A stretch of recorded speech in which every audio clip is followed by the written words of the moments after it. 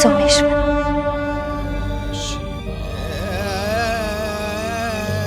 देखिए मेरे सोने आंचल को।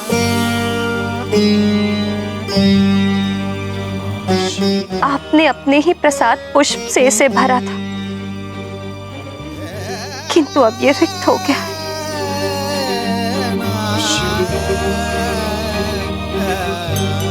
इसे पुनः भर दीजिए प्रभु।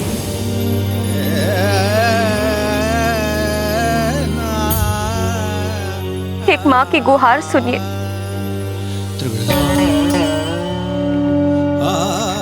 सदैव के लिए नहीं तो एक बार उसे दिखा दीजिए।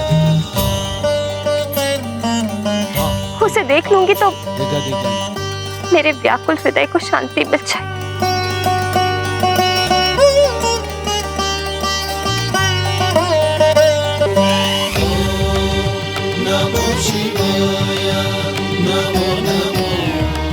माँ की ये करुण पुकार आपको अवश्य ही द्रवित कर देगी सोमेश्वर।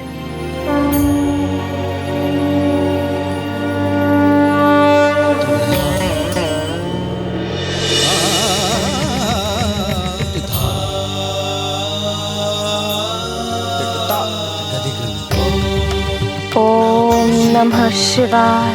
ओम नमः शिवाय।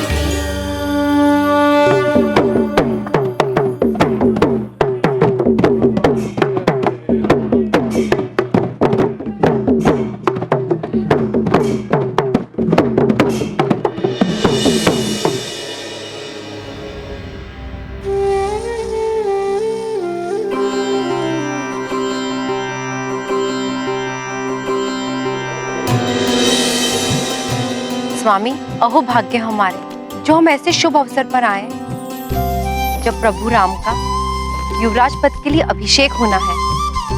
अब देखना यह है कि इस प्रसन्नता के अवसर पर हमें देखकर सब प्रसन्न होते हैं या नहीं, क्योंकि हमारे साथ ही हनुमान की विदाई अयोध्या से होना है।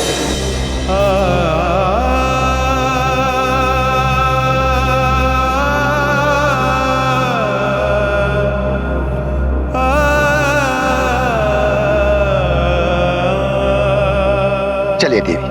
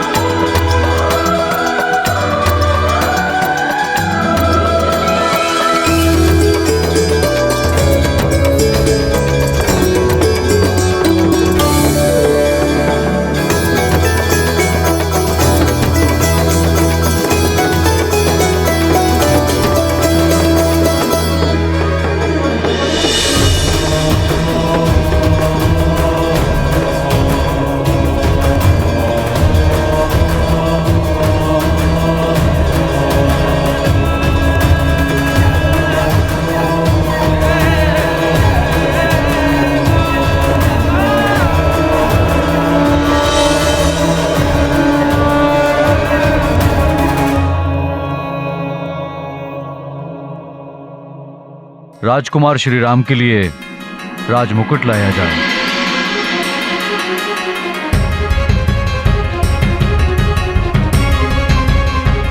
राम भले ही हो जाए तुम्हारा अभिषेक, किंतु मैं चुप नहीं बैठूंगी।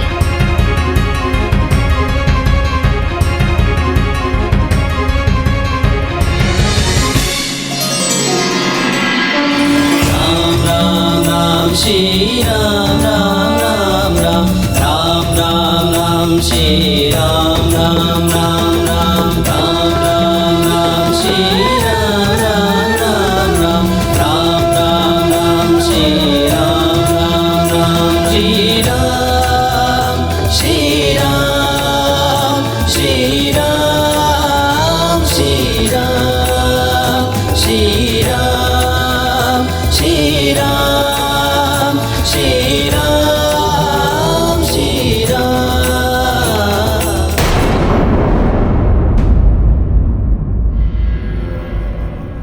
राज पुरोहित, अंतिम संस्कार की प्रक्रिया आरंभ करिए।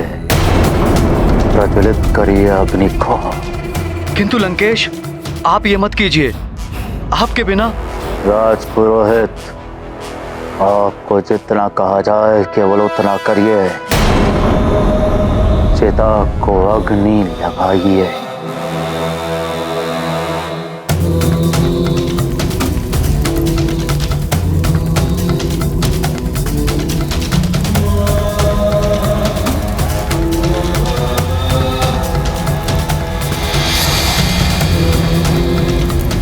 लंकेश,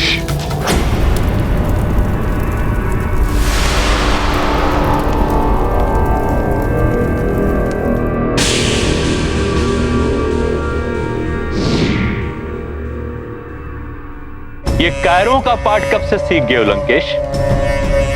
सारे संसार को अपने चरणों में झुकाने की शक्ति रखने वाला लंकेश आज निर्बलों की तरह आत्मत्याग करने की सोच रहा है। तो आप क्या चाहते हैं गुरुदेव? उस धूर्त नारायण को मैं अपनी मृत्यु का श्रेय दे दूं? सारा संसार उसके गुण गाए? नहीं दैत्य गुरु रावण ये कतई नहीं होने देगा। मेरी मृत्यु से उस छलिया नारायण का अवतार लेना ही व्यर्थ हो जाएगा। पुरोहित।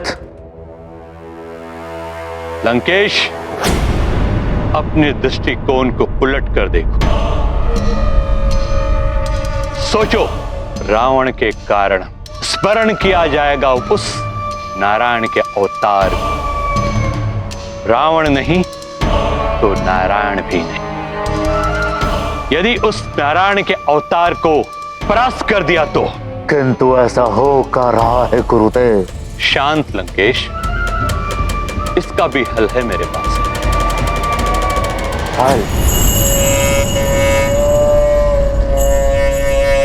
रावण युद्ध में विजय प्राप्त करने के लिए जितना महत्व प्रहार करने का है, उतना ही महत्व बचाव का भी है। यदि युद्ध में शत्रु को नहीं मार पा रहे तो अपने आप को ऐसा बनाओ कि शत्रु भी तुम्हें नहीं मार पाए। किंतु ऐसा हो कैसे सकता है गुरुदेव? अमरता प्राप्त करो। अमरता? स्पष्ट कहिए गुरुदेव, अमरता कैसे प्राप्त हो सकती है? अमृत पान के द्वारा। देवताओं ने समुद्र मंथन के समय छल से अमृत प्राप्त किया था, जबकि तुम राक्षसों का भी उस पर उतना ही अधिकार था। इसलिए छल या बल से किसी भी तरह अमृत प्राप्त करो, किंतु स्मरण रहे, अमृत प्राप्त करना उतना सहज नहीं। सहज कार्य तो वैसे भी रावण को नहीं आता गुरुदेव। आप केवल मार्गदर्शन करिए गुरुदेव कि करना क्या है।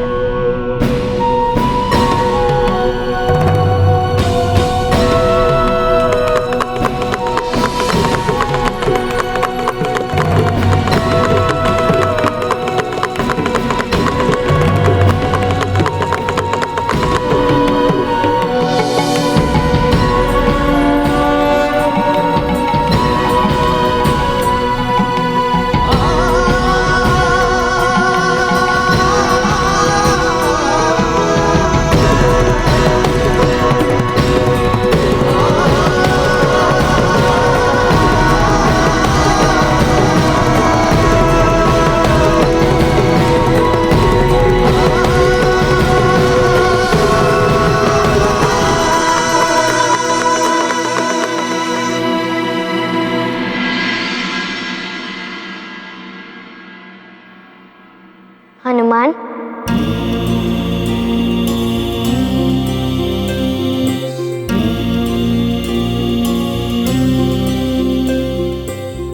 आज अंतिम बार मुझे अपने हाथों से लड्डू नहीं खिलाओगे?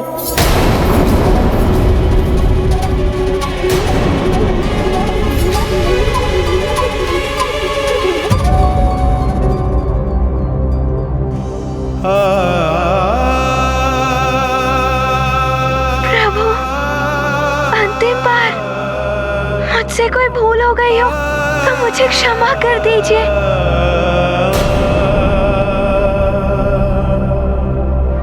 मैं तो आपको प्रतिदिन लड्डू खिलाऊंगा।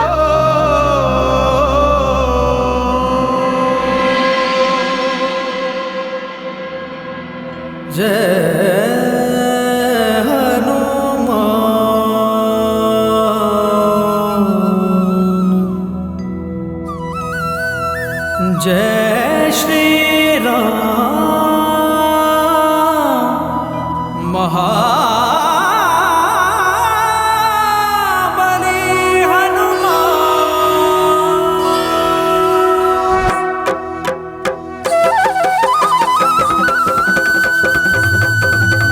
जय हनुमान जय हनुमान।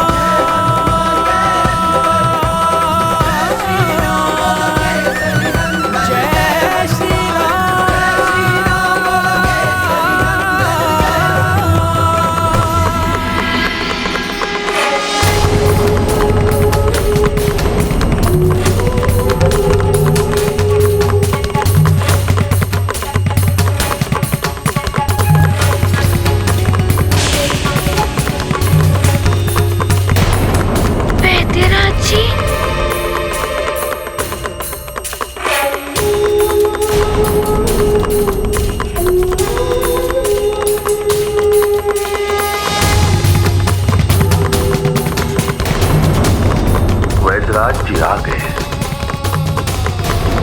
ये तो ले जाएंगे हनुमान को। तो सुनो रावण, अमृत मंथन के पश्चात समस्त देवताओं एवं त्रिदेव ने मिलकर अमृत की सुरक्षा का दायित्व चंद्रदेव को सौंप दिया था, क्योंकि चंद्रदेव शीतलता प्रधान देवता है। चंद्रदेव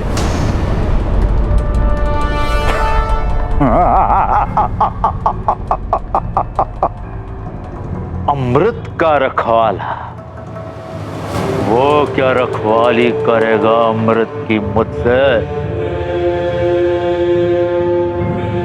उसे तो स्वयं मैंने बंदी बना लिया था। इतने उतावले मत हो दशानन, पहले पूर्ण सत्य को जान लो। चंद्रलोक में किसी अज्ञात स्थान पर कड़ी सुरक्षा में अमृत को रखा गया है, जो दिव्य विद्युत तरंगों से रक्षित है।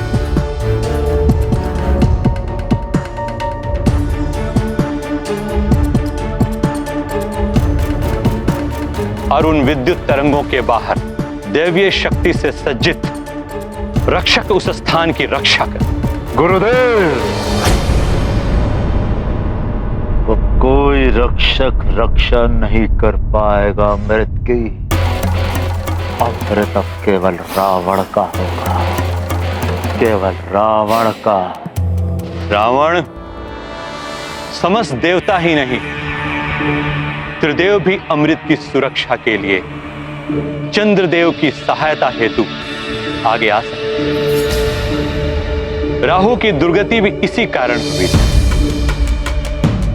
यदि अमृत पाना है तो एक कोई बड़ा कारण ढूंढना होगा तुम्हें। साम दाम दंड भेद जैसे भी हो, अमृत प्राप्ति को लक्ष्य बनाना है तुम्हें। आप निश्चिंत रहें गुरुदेव। रावण को ज्ञात है कि उसको क्या करना है।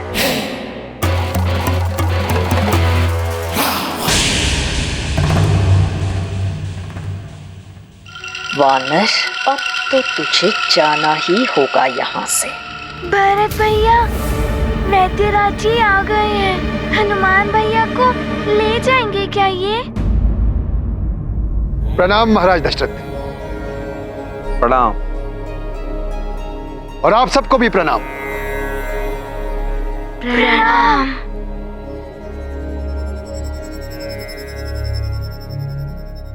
महाराज दशरथ और युवराज राम, आप दोनों को बहुत बहुत बधाई और शुभकामनाएं। अयोध्या में आपका स्वागत है वैद्यराज।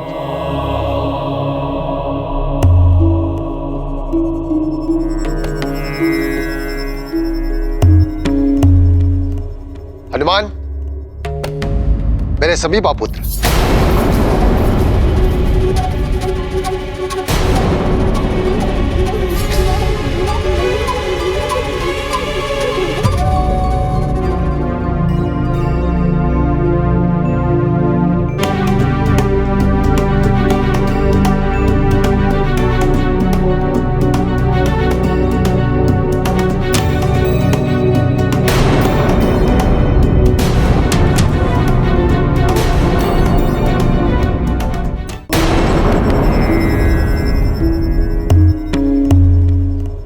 हनुमान, मेरे सभी पापुत्र, वैद्यराज जी, आप बड़े ही शुभ अवसर पर आए। आज आपको हमारा आदर आतिथ्य स्वीकार करना ही होगा। इसके लिए बहुत बहुत धन्यवाद। किंतु हम तो रमता जोगी बहता पानी है, कहीं रुकते नहीं।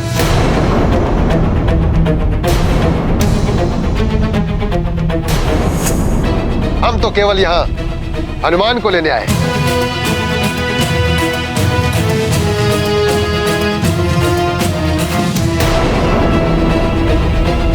हनुमान, अब तुम्हें हमारे साथ चलना होगा पुत्र।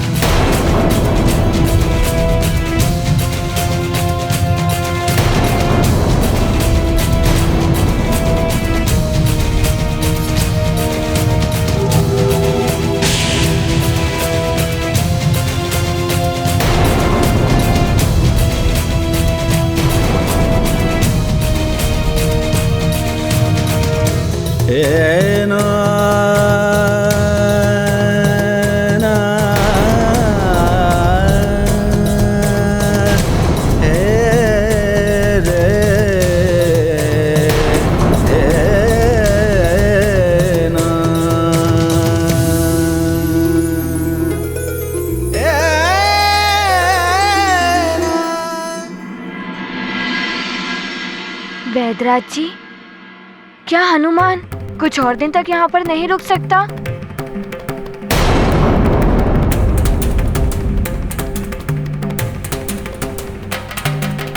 वैद्यराज जी, कुछ ही दिन तो हुए हैं हनुमान को यहाँ आए।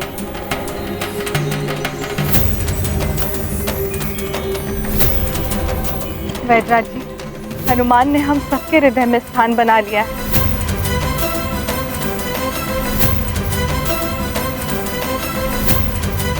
कि कुछ दिन और यहाँ रुक जाता तो बहुत अच्छा होता।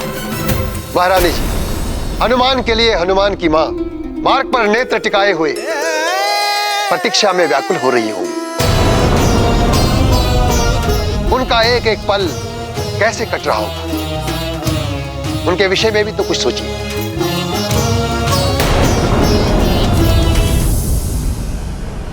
हनुमान, आप भी मना कर दो ना जाने से।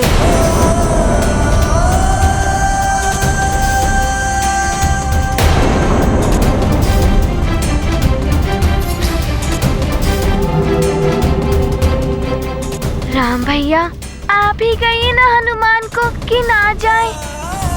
हाँ राम भैया, आप ही कहिए ना हनुमान भैया को कि ना जाए।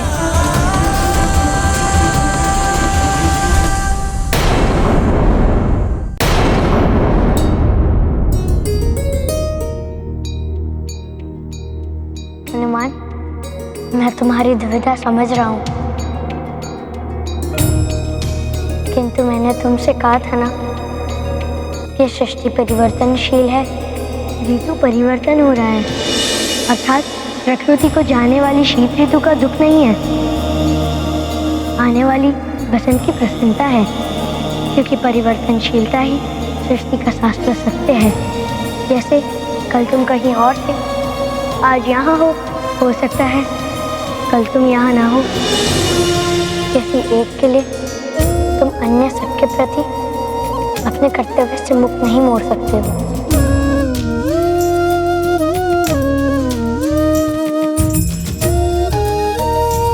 मैंने कहा था ना कि मैं सत्ता हूँ। आकांक्षा से रहित मित्रता ही भक्ति है हनुमान।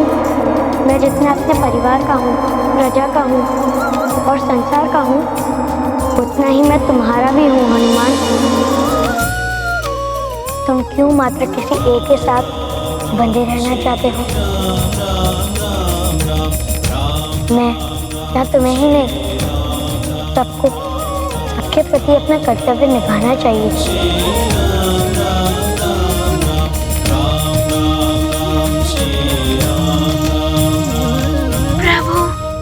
हनुमान आपसे विलग कैसे हो सकता है? हनुमान, तुम मुझसे विलग कहाँ हो रहे हो? मैं तो तुम्हारे साथ ही हूँ, तुम्हारे हृदय में। तुम जब जब मुझे ढूंढोगे तुम मुझे अपने हृदय में पाओगे। आप सत्य कह रहे हैं प्रभु? हाँ हनुमान, मेरा वास है तुम्हारे हृदय में।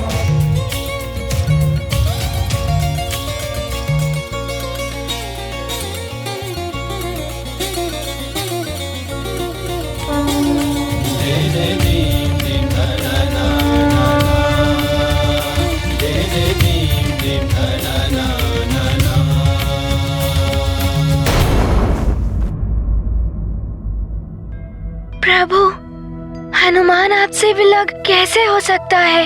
हनुमान, तुम मुझसे विलग कहाँ हो रहे हो? मैं तो तुम्हारे साथ ही हूँ, तुम्हारे हृदय में। तुम जब जब मुझे ढूंढोगे तुम मुझे अपने हृदय में पाओगे। आप सत्य कह रहे हैं प्रभु? हाँ हनुमान, मेरा वास है तुम्हारे हृदय में।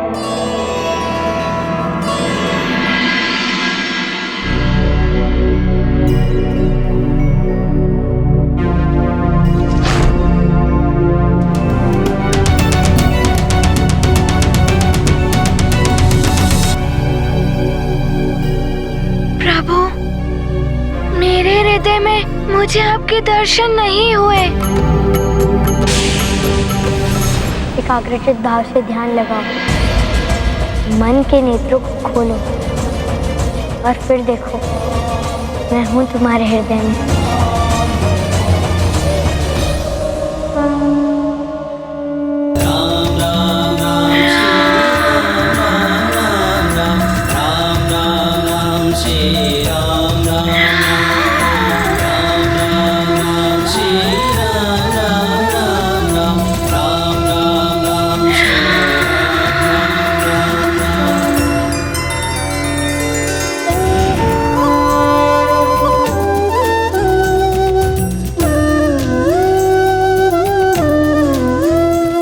दिख गए प्रभु राम।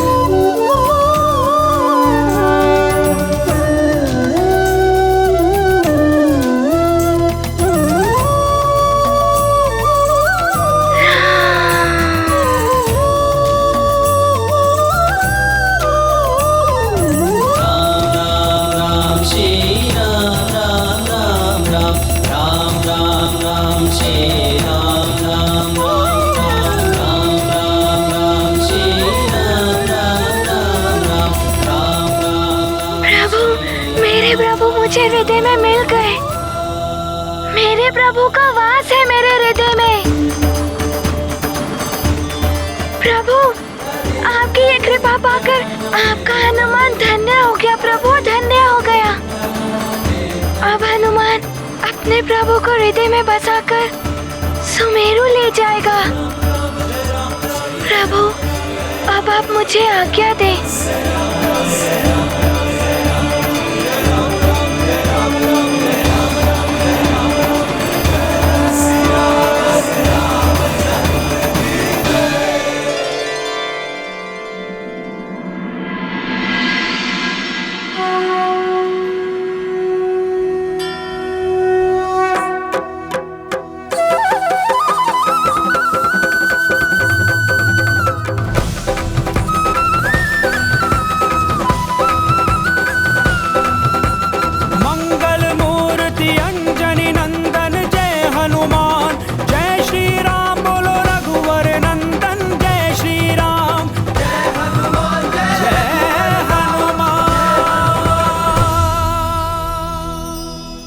प्रभु श्री राम जय हनुमान, प्रभु श्री राम जय हनुमान। हनुमान, राम भैया के प्रति तुम्हारा असीम प्रेम देखकर मुझे तुमसे ईर्ष्या होने लगी थी। मुझे क्षमा कर दो हनुमान, और ये आभार की भेंट स्वीकार करो।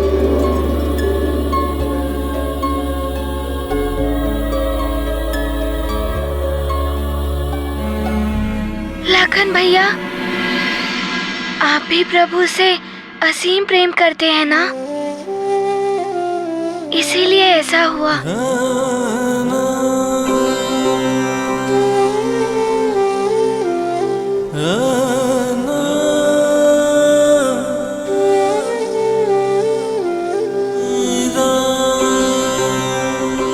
और ये मेरी ओर से मेरे प्रिय हनुमान भैया के लिए।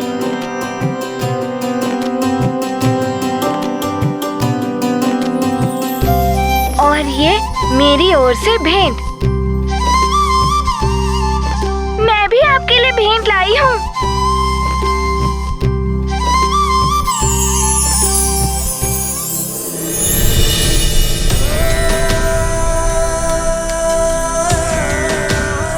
इतनी प्रेम, इतनी स्नेह भरी भेंट, ये भेंट तो मेरे जीवन में सबसे बड़ा उपहार है।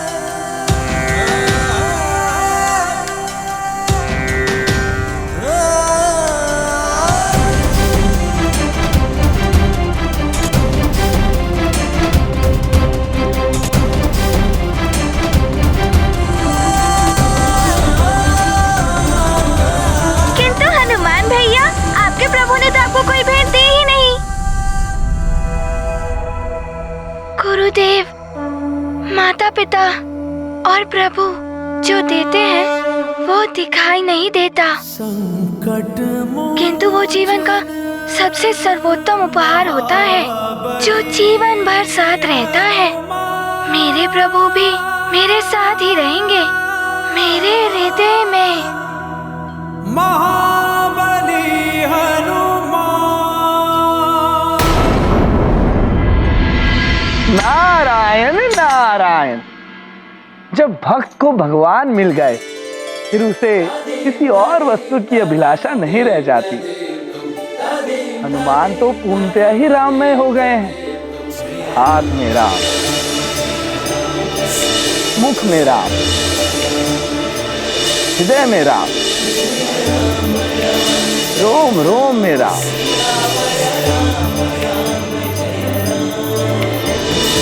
हनुमान, अनुपम भक्ति है तुम्हारी। नारायण नारायण।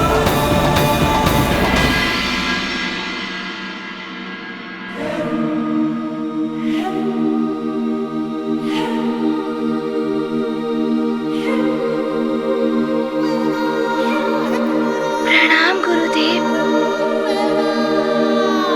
कल्याण हो।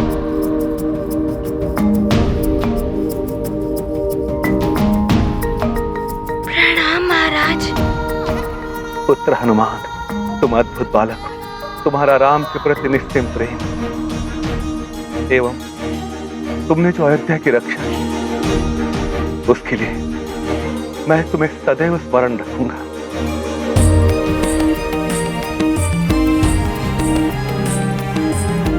प्रणाम माते। चिरंजीवी भव।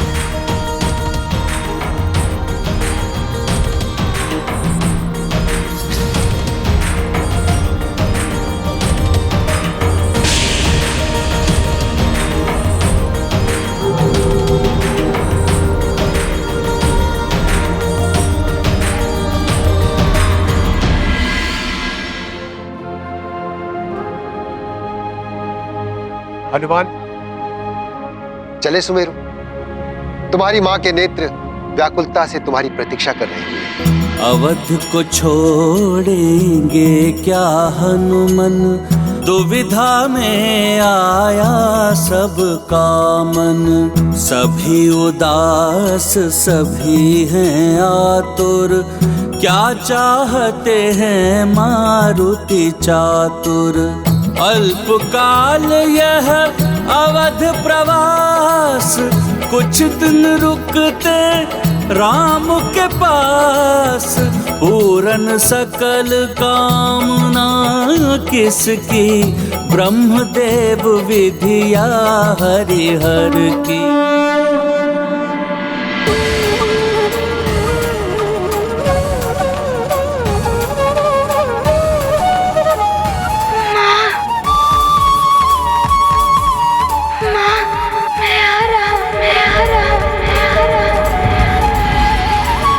हनुमान, मेरे लाल,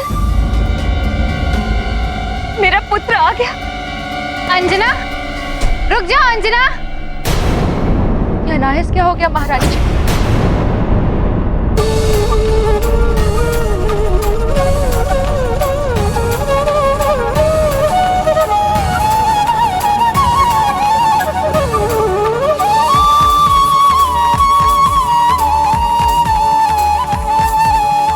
अंजना, रुक जाओ अंजना।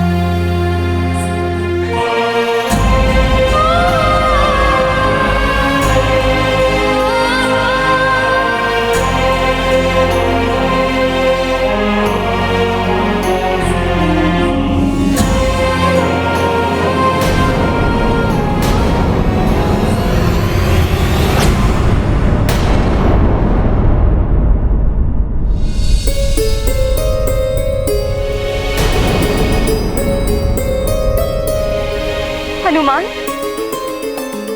हनुमान, हनुमान, हनुमान! पुत्र के विछोह में भ्रमित कर दिया है महारानी के मस्तिष्क को। कहीं बावली ना हो जाए महारानी अंजना। न जाने क्या होने वाला है। उधर केसरी जी एक ज्योतिषी से दूसरे महाज्योतिषी के पास गए हुए हैं ताकि हनुमान की वापसी का उपाय मिल सके, और इधर अंजना विक्षिप्त होती जा रही है पुत्र वियोग में।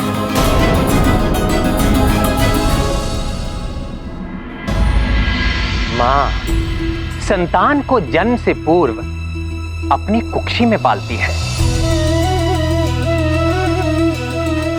जन्म देकर दुग्धपान से उसका भरण पोषण करती है। एक गुरु की भांति उसे संस्कार और शिक्षा देती है। यही कारण है कि मां अपनी संतान से आत्म रूप से भी जुड़ी हुई होती है। संतान के हर सुख दुख का, उसके साथ घटने वाली हर घटना का किसी न किसी रूप में मां को भी आभास हो ही जाता है, भले ही वो कितनी भी दूर हो अपनी संतान से। प्रभु, मुझे मेरी माँ के करुण पुकार का आभास हो रहा है। ना जाने वे कैसी होंगी।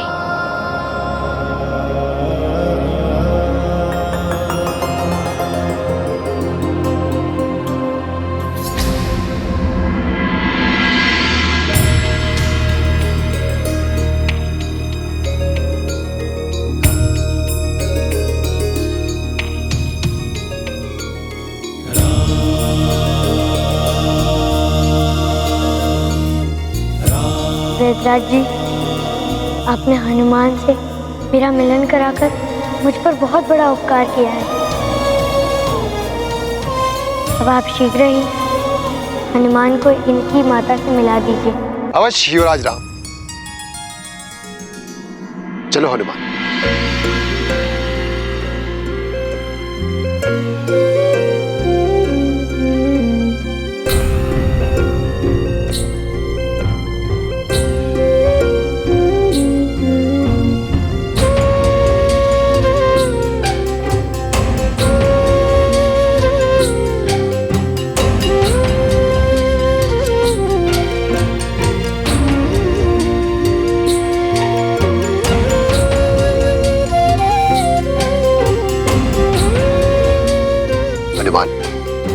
लाओ ये समस्त उपहार इस झोली में डाल दो।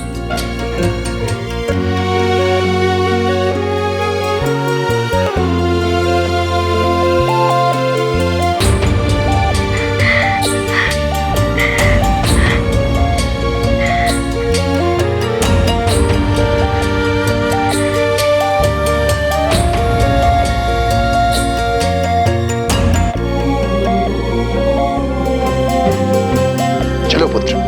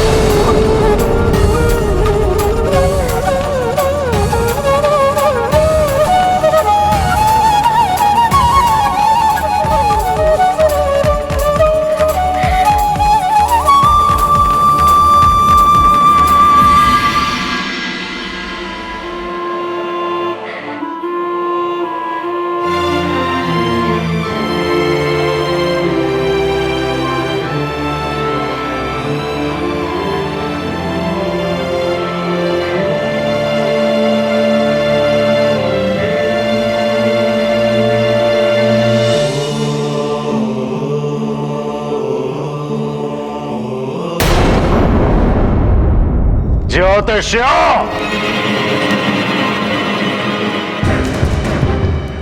उचित मुहूर्त के समय किए गए कार्य कभी भी असफल नहीं होते। तो शोधन करो एक ऐसे उचित मुहूर्त का, कितना भी बड़ा संकट आए किंतु अमृत प्राप्ति में मुझे कोई भी विफलता नहीं मिलनी चाहिए।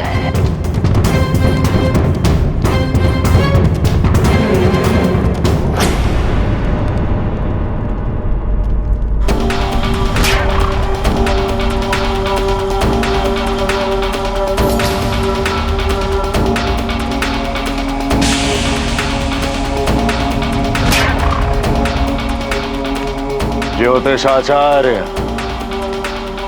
सांकेतिक भाषा नहीं, प्रत्यक्ष कहिए। लंकेश, इन 9 महाज्योतिषियों की गणना बता रही है कि आने वाली महापूर्णिमा अमृत प्राप्ति के लिए सबसे उचित तिथि होगी। लंकापति, ऐसी महापूर्णिमा 108 वर्षों के पश्चात आ रही है। हाँ लंकेश, हर वर्ष की महापूर्णिमा की भांति ही इस वर्ष भी संसार में अमृत वर्षा करने के लिए अमृत कलश में उबाल आएगा। किंतु इस बार यह उबाल अधिक तीव्र होगा, जिससे चंद्रलोक भी असंतुलित हो सकता है। और एक विशेष बात, चंद्रमा पर शनि के भारी पड़ने की संभावना है। लंकेश, ग्रहों की चाल दर्शा रही है कि चंद्रदेव का अभिमान शनिदेव के साथ उसके संघर्ष का योग बनाएंगे। लंकेश, घर परिवार का संघर्ष से हमेशा ही बाहर वालों को लाभ मिलता है। अब देखना यह है कि इन ग्रहों के विवाद से तुम कितना लाभ उठा सकते हो। ग्रह मंडल के आपसे विवाद का लाभ हम उठाएंगे।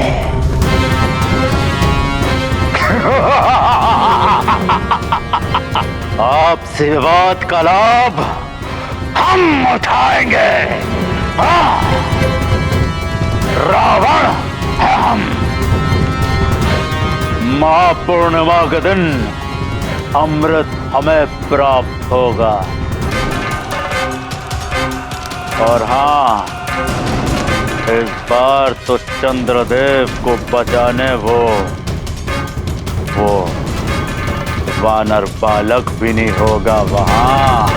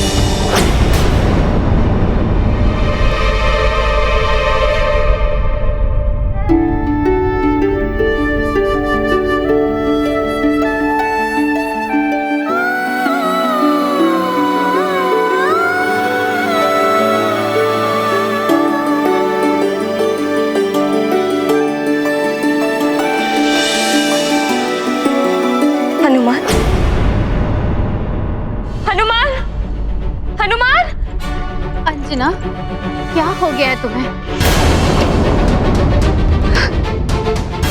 न जाने क्या हो गया है मुझे माँ। हर ओर हनुमान ही दिखाई दे रहा है। उसकी पुकार सुनाई दे रही। उसे कह रहा हूँ, माँ मैं आ रहा हूँ।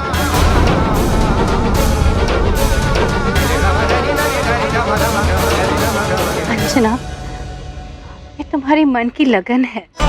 जैसे भक्त को कण कण में भगवान दिखाई देते हैं, ऐसे तुम्हें हर और तुम्हारा पुत्र दिखाई दे रहा है, क्योंकि तुम्हारी लगन हनुमान से लगी हुई है। तुम चिंता मत करो। देखना, हमारा हनुमान जहां भी होगा सकुशल होगा।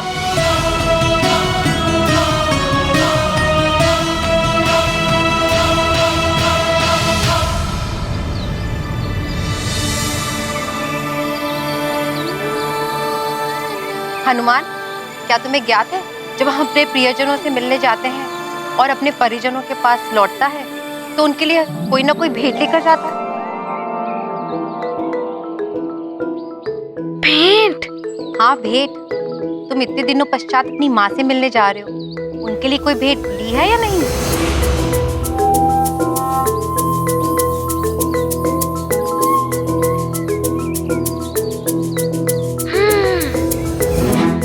अच्छा, हमें भी तो बताओ, क्या लिया अपनी माँ के लिए?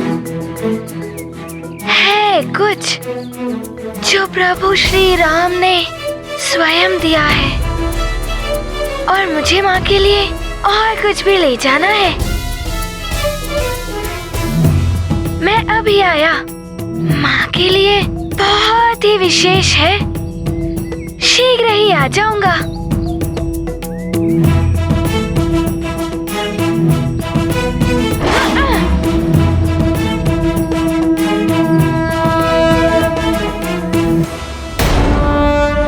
देवगुरु बृहस्पति, महापूर्णिमा पे अमृत का उफान, ये तो बड़ी ही चिंता का विषय है। हाँ सूर्यदेव, इस विशेष महापूर्णिमा पर अमृत में तीव्र उफान आने से चंद्रलोक असंतुलित हो सकता है। असुर ऐसे ही अवसरों पर अपनी दृष्टि गड़ाए रखते हैं। तो हमें चंद्रलोक की सुरक्षा के लिए कुछ उपाय तो करना ही चाहिए। हाँ, इसी विषय पर विचार विमर्श करने के लिए देव सभा बुलाई है।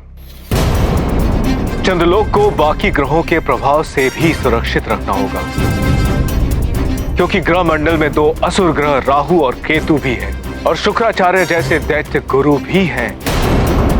असुरों को 2 बूंद अमृत भी मिल गया तो वो अवध्य हो जाएंगे।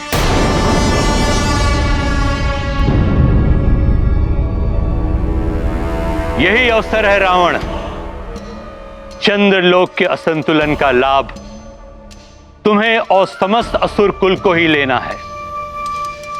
अमृत प्राप्ति ही तुम्हारा परम उद्देश्य होना चाहिए। प्रणाम दैत्य गुरु, जय लंकेश।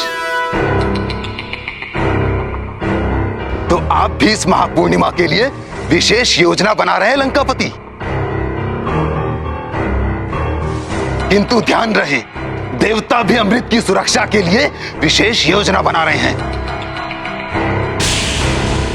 इसलिए उन्होंने देवलोक में विशेष सभा बुलाई है। किंतु क्या? किंतु ये कि ग्रह मंडल के सभी ग्रहों को आमंत्रित किया गया है। मात्र मुझे, केतु और दैत्य गुरु शुक्राचार्य को नहीं बुलाया गया।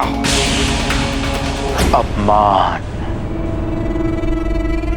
ये आपका अपमान है गुरुदेव। ये धृष्टता है इन देवताओं की।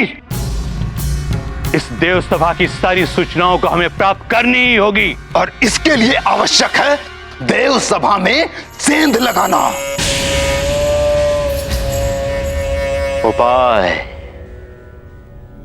उपाय तो और भी हैं गुरुदेव।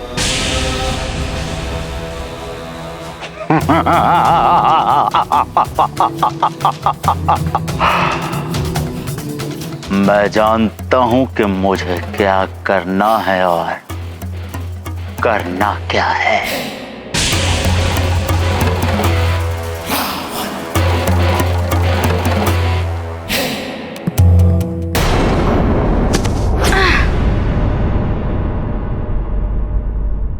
क्या लाए हो अपनी माँ के लिए? हमें भी तो बताओ। अभी नहीं, माँ के लिए है ना, माँ के पास जाकर बताऊंगा। अच्छा आप चलिए,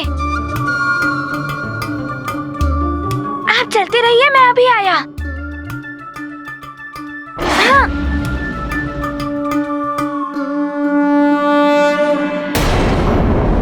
थोड़ी देर विश्राम करो, तुम्हारा मन भी शांत हो जाएगा।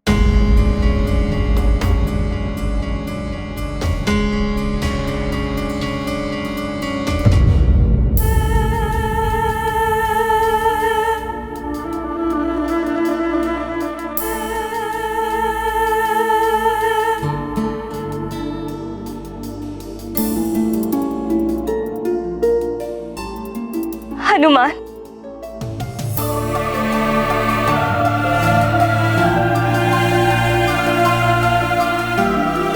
हनुमान, कहाँ जाने के लिए सज्जित हो रहे हो पुत्र?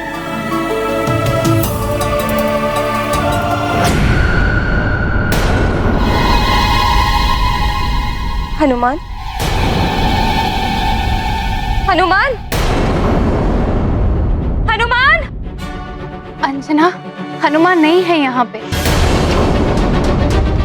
हे प्रभु, कहीं अंजना विक्षिप्त हो जाए। आप ही का आसरा है प्रभु, न जाने हमारे सुखों पर किसकी क्रूर दृष्टि लगी।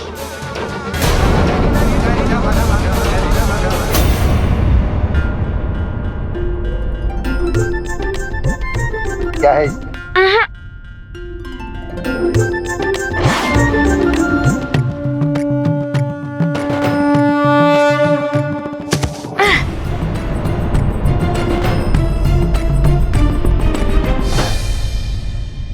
वैद्यराज जी, आपका ये झोला तो बड़ा ही अद्भुत है। कितना भी डालो भरता ही नहीं। बताओ तो सही, क्या है इसमें? ये तो आपको वहाँ जाकर ही ज्ञात होगा। वैसे अभी कितना समय लगेगा? पृथ्वी के मार्ग से चलेंगे तो कुछ दिन लगेंगे, और तुम्हारी भांति उड़ के जाएंगे तो शीघ्र पहुंच जाएंगे।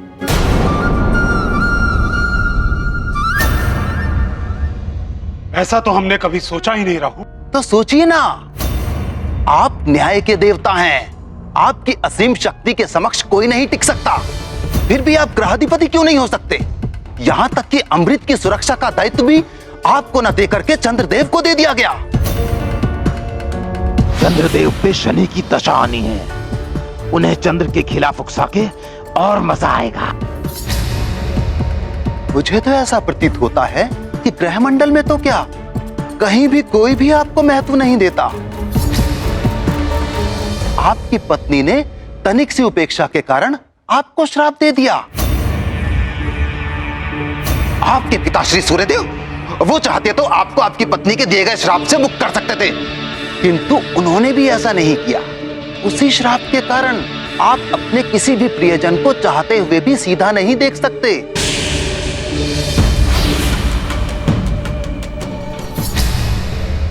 राहु, तुम मुझे भ्रमित करने का प्रयत्न मत करो। मुझे मेरा कार्य ज्ञात है।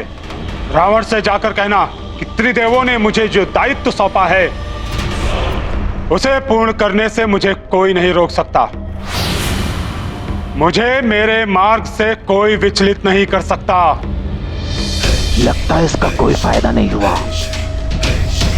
और कहीं ये क्रोधित होकर मुझ पर कुदृष्टि न डाल दें। अब चंद्रदेव को भ्रमित करने की बारी आ गई है।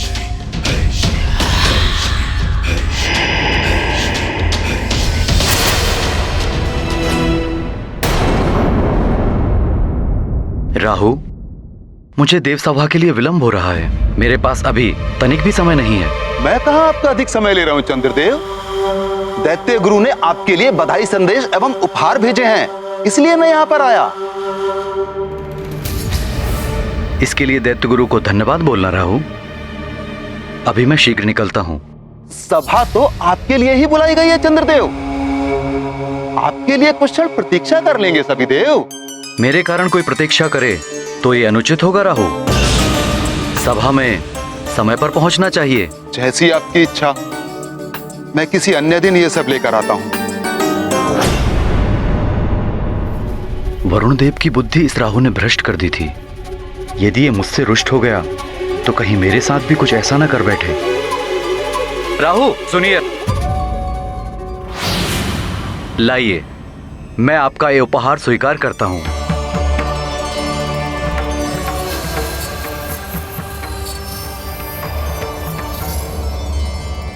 इस उपहार से आवरण तो हटाइए देवी।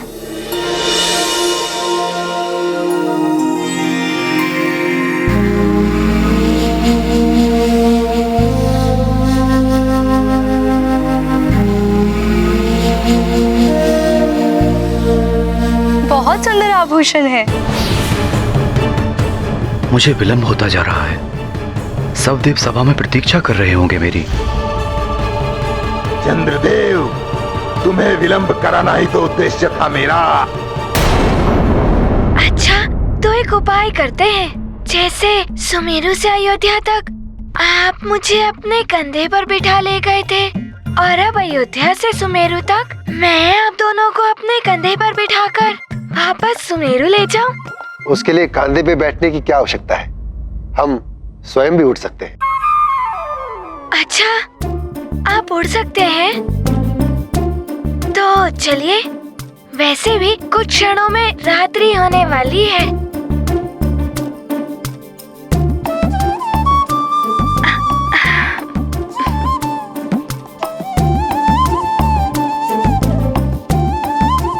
चलिए।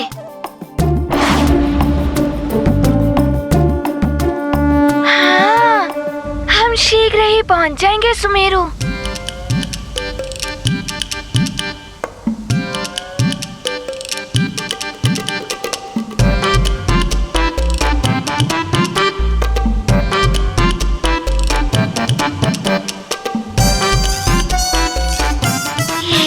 भी सकते हैं, और इनका ये अद्भुत झोला।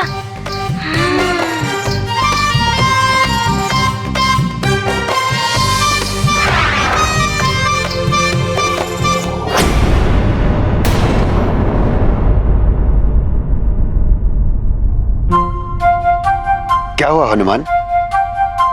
हमें शीघ्र पहुंचना है, रुक क्यों गए?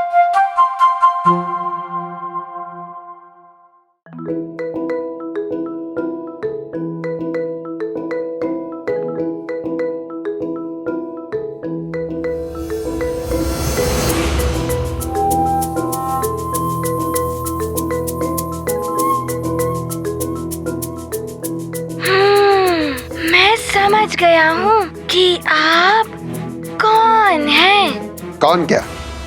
हम वैद्य हैं। देखिए, आप पर मिथ्या संभाषण शोभा नहीं देता, और माँ कहती है कि मिथ्या संभाषण पाप होता है। हम मिथ्या नहीं बोलते।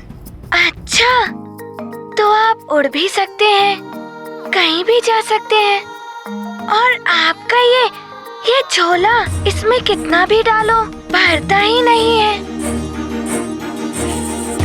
चाहे इसमें पूरी सृष्टि समा जाए, जैसे भोले बाबा के चरणों में पूरी सृष्टि समा जाती है।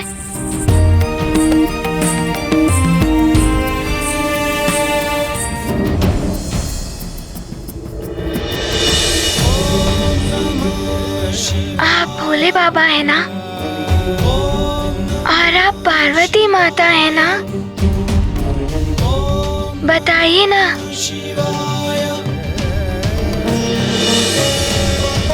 प्रणाम माता।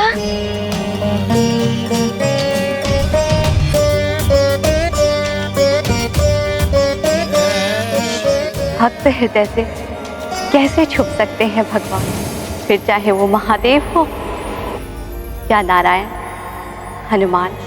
सत्य पहचाना तुम, ये तुम्हारे भोले बाबा ही हैं।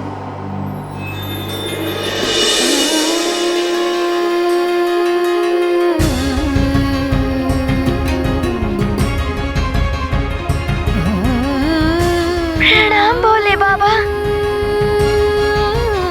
प्रणाम माता। और हनुमान, इन्होंने मिथ्या संभाषण नहीं किया था। ये जगत वैद्य हैं। इन्होंने तुम्हारा उपचार किया और तुम्हारे प्रभु राम का उपचार किया। हनुमान, तुम्हें जिस उद्देश्य के लिए ले जाया गया था वो पूर्ण हो गया है।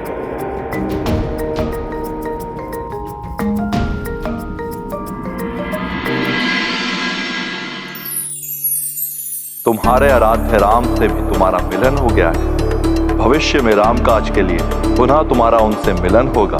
मैं तो सदैव ही प्रभु राम के काज के लिए प्रस्तुत रहूंगा। हाँ हनुमान, किंतु अब तुम्हें सुमेरु लौटकर पुत्र होने के कर्तव्य का पालन करना है। अपनी राजधानी और अपनी प्रजा के प्रति अपने दायित्व पूर्ण करने। जैसी आपकी आज्ञा भोले बाबा, मैं ऐसा ही करूंगा। हनुमान, तुम्हारी माता अंजना सुमेरु में तुम्हारे लिए अपना सोना अचल फैलाए व्याकुल हो रही हूँ। हम शीघ्रता से उड़कर महापूर्णिमा के पूर्व ही तुम्हें तुम्हारी माता के पास पहुंचा देंगे। चलो पुत्र।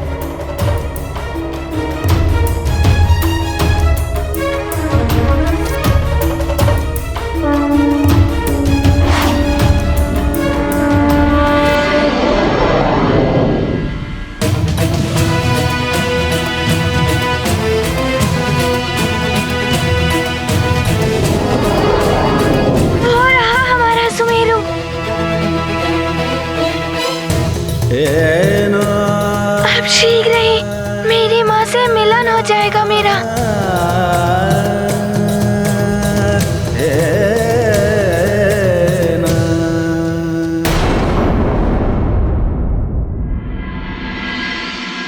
चंद्रदेव,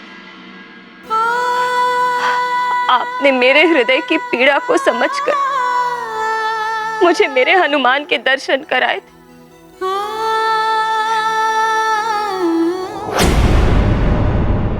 हनुमान। हनुमान नहीं, मैं हूं पुत्री। संभालो स्वयं। अगर तुम्हें कुछ हो गया तो मैं महाराज केसरी को क्या बताऊंगी कि उनकी अनुपस्थिति में क्या हो गया अंजना को। कैसे समझाओ अपने आप को मां? हर क्षण मेरे हृदय को आभास होता कि मेरा हनुमान मेरे पास आ रहा। उसकी पुकार गूंजती है मेरे कानों में।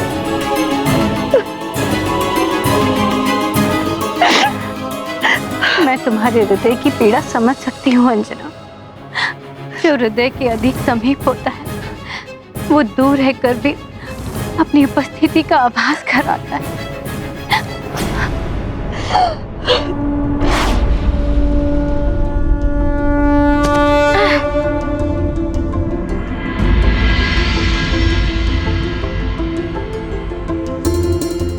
हम सुमेरु आ गए हैं देवी।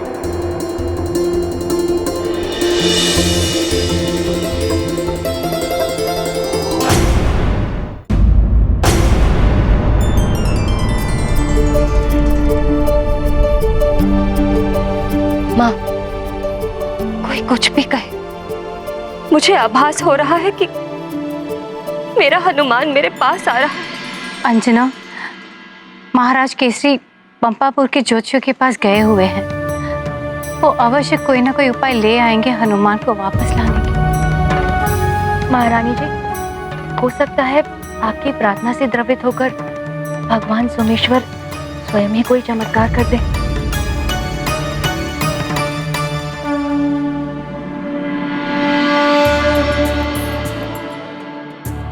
प्रतीत होता है जैसे वो आज ही चमत्कार कर रहे हैं। मेरा हनुमान यहीं कहीं है। मुझे उसकी पगध्वनि सुनाई दे रही है। माँ! हनुमान!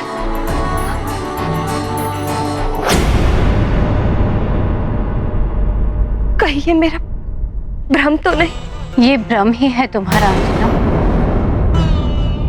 हनुमान तो वैद्यराज जी के साथ न जाने कहाँ हो। माँ कहाँ है?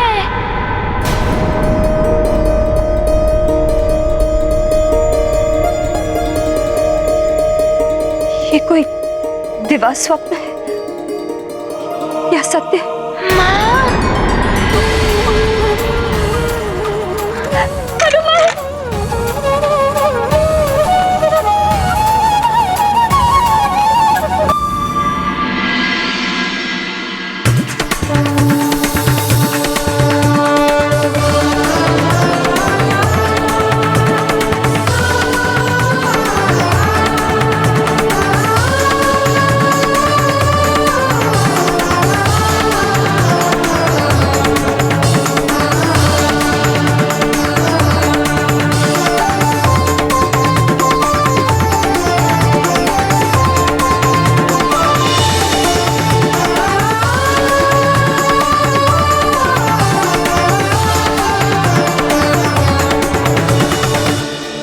माता को मिल गए हनुमान, आंजनेय प्रिय शंकर सुवन। दान महाप्रतिदान का खेल, श्रद्धा और ममता का मेल।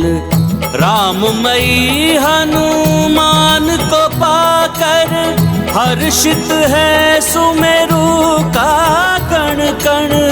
महादेव का महाप्रसाद, हरता माँ का सकल विषाद। ये गाथा महाबली हनुमत की, रुचिकर लीला राम भगत की। जय जय जय रघुनंदन राम, जय जय जय महाबली हनुमान। हनुमान, मेरे लाल, मैंने कहा था नानी से कि मेरा हनुमान आ गया, और देखो भगवान सोमेश्वर ने तुम्हें भेज ही दिया। धन्यवाद गौरी की गैया।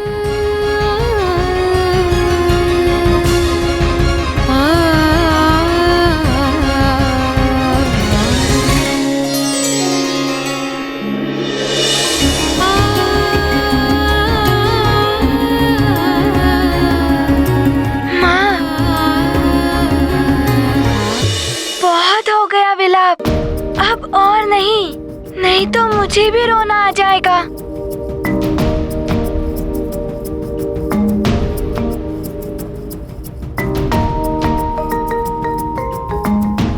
मुझे तो अभी भी अपने नेत्र पर विश्वास नहीं हो रहा।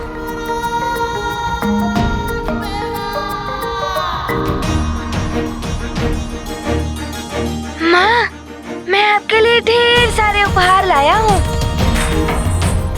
प्रणाम वैद्यराज जी। प्रणाम वैद्यराज।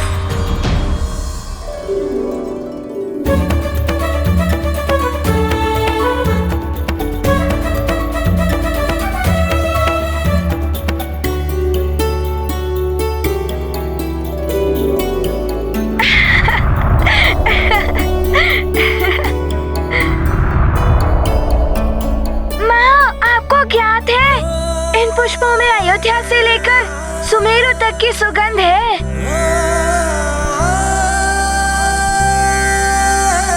आते हुए मार्ग में विशेष रूप से आपके लिए चुन चुन कर लाया हूँ मैं इन्हें।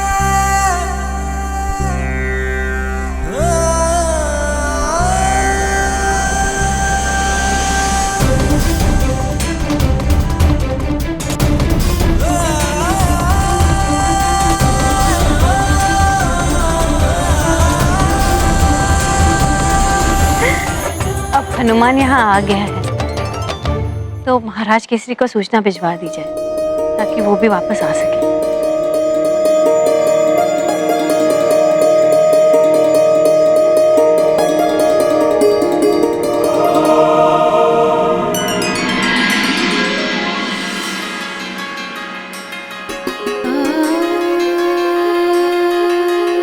ये पुष्प बहुत सुंदर है पुत्र, किंतु मेरे जीवन उपवन सबसे सुंदर और सुगंधित पुष्प तुम हो हनुमान।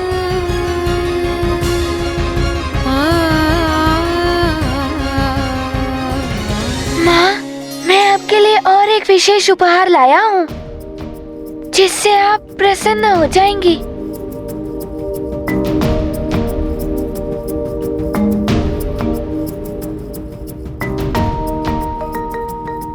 माँ,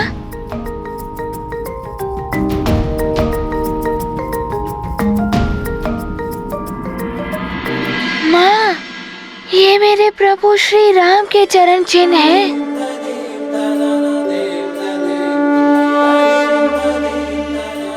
भले ही आप उनसे नहीं मिल पाई, किंतु मैं उनके चरण चिन्ह लाया हूँ।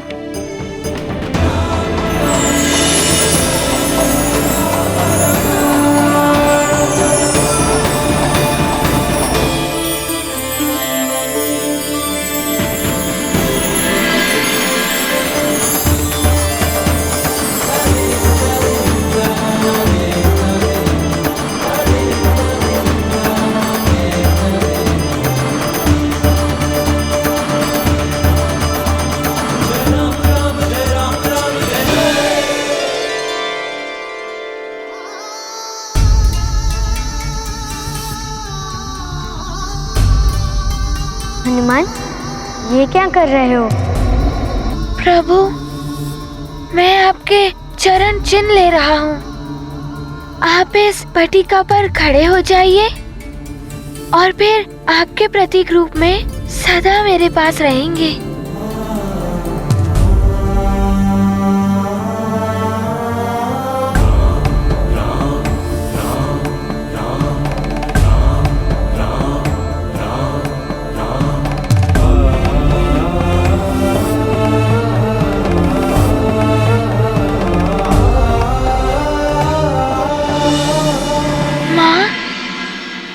पिताश्री कहाँ है? दिखाई नहीं दे रहे। तुम्हारे पिताश्री ऋषियों से मिलने पंपापुर गए। मैंने उनको सूचना भेज दी है, शीघ्र ही आ जाएंगे।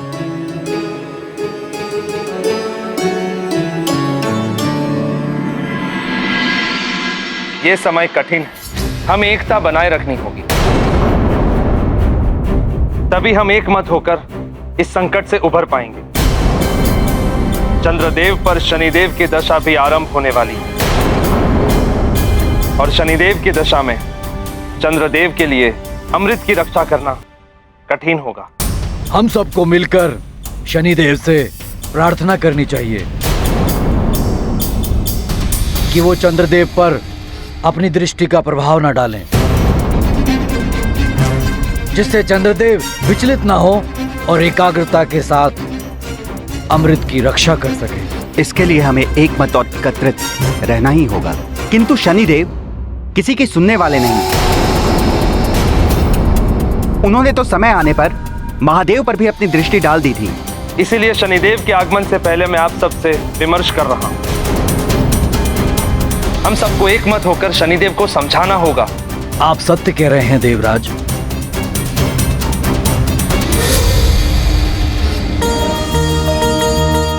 वैद्यराज जी, वैद्यरानी जी, आपका बहुत आभार है हम पर, जो आपने हनुमान को पूर्ववत सामान्य कर दिया। महारानी अंजना, इसीलिए तो हम हनुमान को अयोध्या ले गए थे। हनुमान को पूर्ववत करके आपने हम पर ही नहीं, समस्त सुमेरु पर बहुत बड़ा उपकार किया है। अब आप हमें अतिथि सत्कार का अवसर प्रदान कीजिए। हाँ वैद्यराज जी, वैद्यरानी जी, आपकी सेवा करके मुझे बहुत प्रसन्नता होगी। आपके सत्कार में कोई कमी नहीं रखूंगी मैं।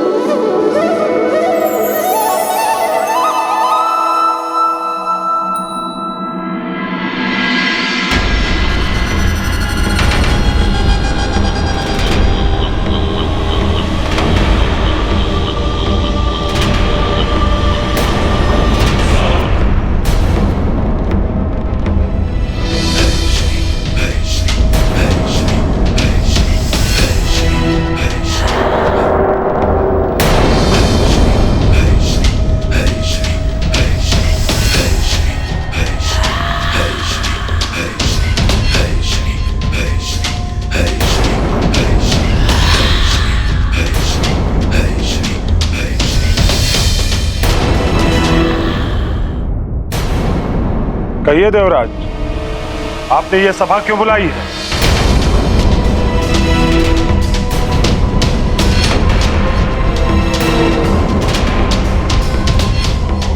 शनिदेव, आपको ज्ञात ही होगा कि महापूर्णिमा आने वाली और उसी समय चंद्रदेव पर आपकी दशा भी आरंभ होने वाली। ये तो मुझे भी ज्ञात। सत्य, आप तो त्रिकालदर्शी हैं। पुत्र, आप तो न्याय के देवता हैं। शनि देव तो सर्वश्रेष्ठ हैं। आप सब क्या चाहते हैं हमसे? शनिदेव, हम सब आपसे विनती करते हैं कि आप अपनी दृष्टि चंद्रदेव पर ना डालें, जिससे वो अपने पद से विचलित ना हो और अमृत की रक्षा भी हो सके। क्योंकि महापूर्णिमा की रात अमृत में उफान आने वाला है और अमृत की रक्षा का दायित्व चंद्रदेव के पास है। हाँ शनिदेव, इस संकट के समय हमें आपके सहयोग की अपेक्षा है। उचित है।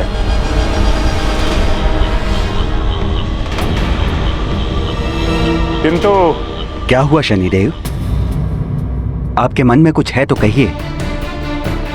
मैं ये कहना चाहता हूं कि स्वयं चंद्रदेव यहां अनुपस्थित हैं।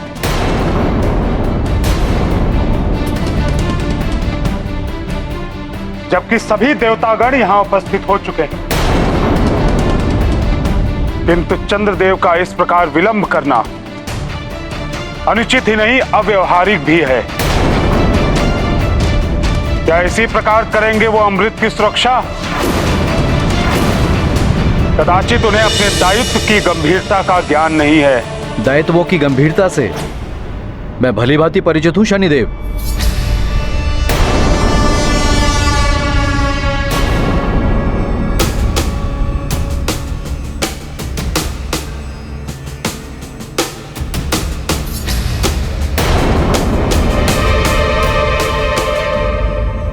प्रणाम देव राजेंद्र। प्रणाम देवगणों।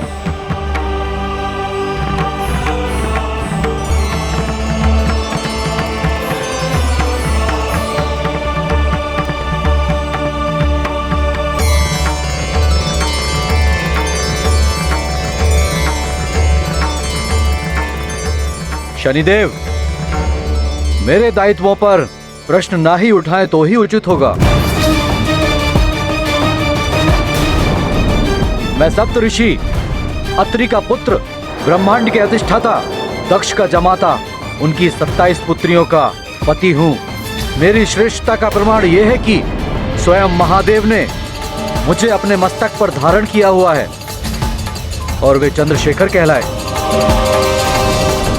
मैं अपने सभी दायित्वों को स्वयं संभालने में सक्षम हूँ। चंद्रदेव, इस विशेष महापूर्णिमा के अवसर पर अमृत में अधिक उफान आने वाला है, जो चंद्रलोक सहित समस्त ग्रहों को प्रभावित कर सकता है। इसलिए आपकी सहायता है तो हम सभी यहाँ। देवराज, उचित ये होगा कि शनिदेव अपना दायित्व संभालें। मेरे उत्तरदायित्व मैं संभाल लूंगा।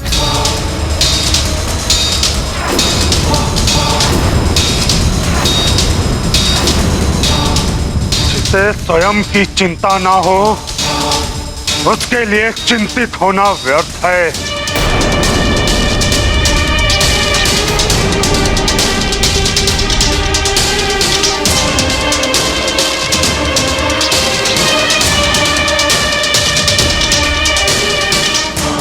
शनिदेव को तो क्रोध दिला दिया चंद्रदेव ने। कहीं शनिदेव ने पलटकर सीधे दृष्टि डाल दी चंद्रदेव पर तो अनर्थ हो जाएगा। देवराज, उचित ये होगा कि शनिदेव अपना दायित्व संभालें। मेरे उत्तरदायित्व मैं संभाल लूंगा। चंद्रदेव, अब तुम मुझसे नहीं बच सकते।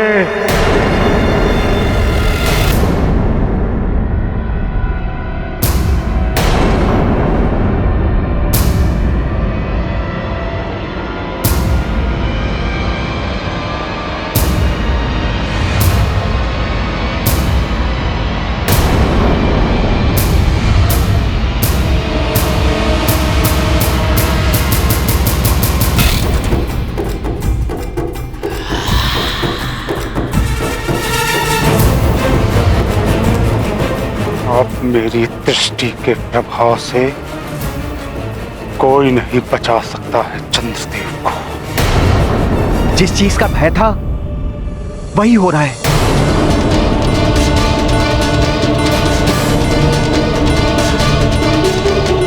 अभी तो शनिदेव ने चंद्रदेव पर आंशिक दृष्टि ही डाली है, किंतु अब पूर्ण डालकर ही शांत होंगे।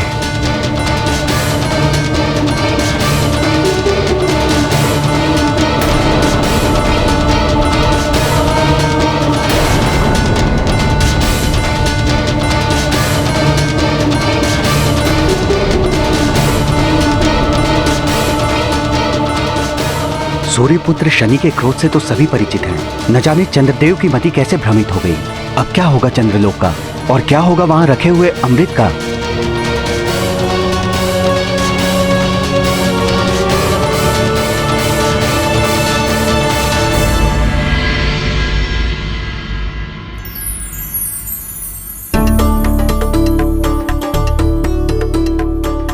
हनुमान, तुम्हारे लिए लड्डू।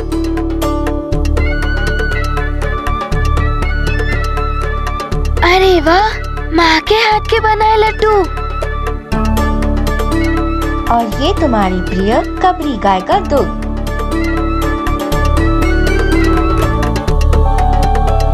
आराम कीजिए, मैंने स्वयं अपने हाथों से भोजन बनाया है।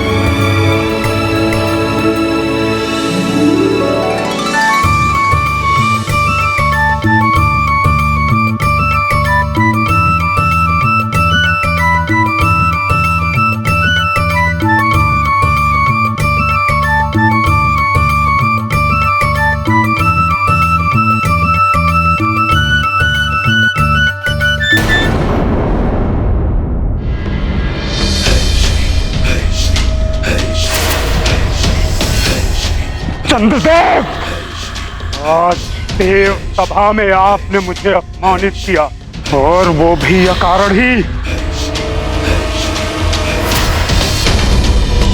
मेरे दायित्वों पर प्रश्न ना ही उठाएं तो ही उचित होगा। मैं सप्तऋषि अत्रि का पुत्र, ब्रह्मांड के अधिष्ठाता, दक्ष का जमाता, उनकी 27 पुत्रियों का पति हूँ। मेरी श्रेष्ठता का प्रमाण यह है कि स्वयं महादेव ने मुझे अपने मस्तक पर धारण किया हुआ है, और वे चंद्रशेखर कहलाए। मैं अपने सभी दायित्वों को स्वयं संभालने में सक्षम हूँ।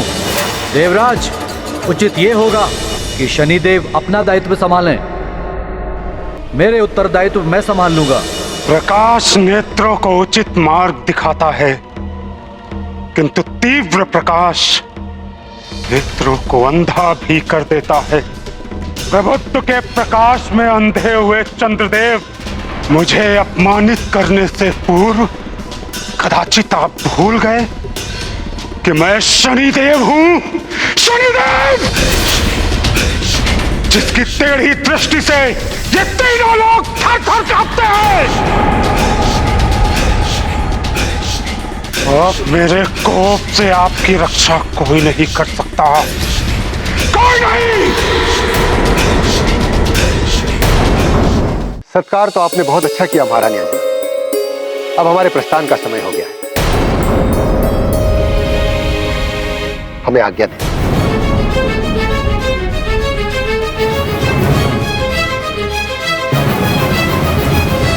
वैद्यराज जी, आप मेरे हनुमान को यहाँ लेकर आए, हमसे मिलवाए, मेरे शोक संतप्त हृदय को सुख पहुंचाए। आपका बहुत बहुत आभार।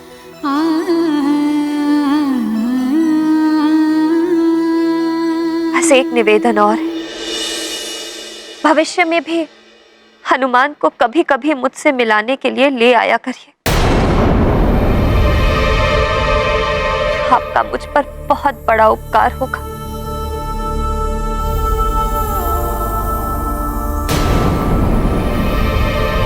माँ, ये आप क्या कह रही हैं? क्या अब भी मुझे वैद्यराज जी के साथ जाना होगा?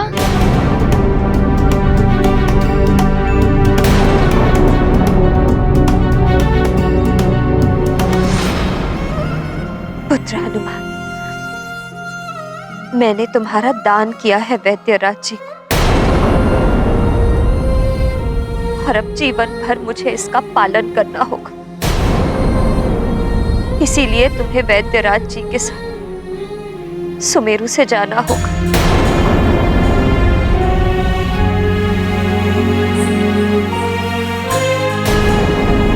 माँ, मैं आपको छोड़कर नहीं जाऊंगा।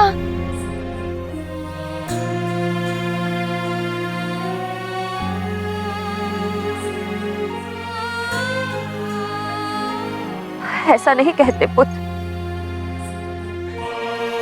दिया हुआ वचन और दान कभी वापस नहीं लिया जा सकता।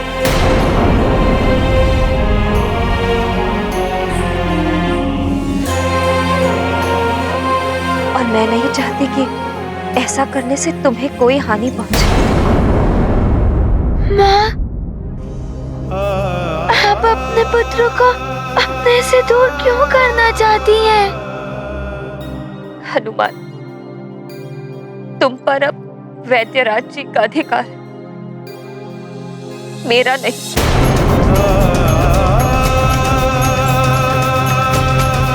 मैं चाहकर भी तुम्हें नहीं रोक सकती। माँ, आप अपने से मुझे विलग कैसे कर सकती हैं?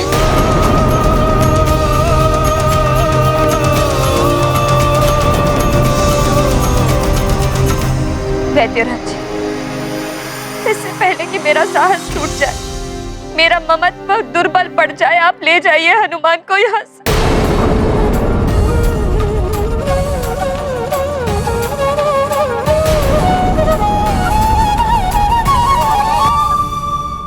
देवी अंजना, हमारे जाने से पूर्व आप भली भांति देखकर बताइए, आप संतुष्ट तो हैं? आपने जो मुझसे कहा था, क्या उसके अनुसार आपका पुत्र अब पूर्णतः सामान्य हो गया है ना? हाँ वैद्यराज जी,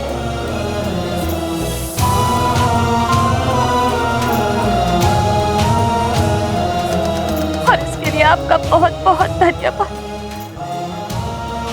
किंतु माता पिता को उसकी संतान की भलाई के लिए उससे दूर भी रहना पड़ता। मैं यही सोचकर प्रसन्न हो लूं कि मेरा पुत्र जहां भी है कुशलता से।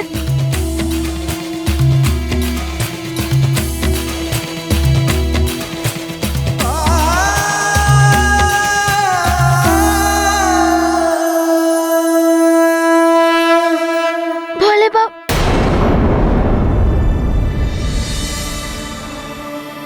एक भोले भाले पुत्र को अपनी माँ से दूर किया जाए तो माँ दुखी होंगी ना?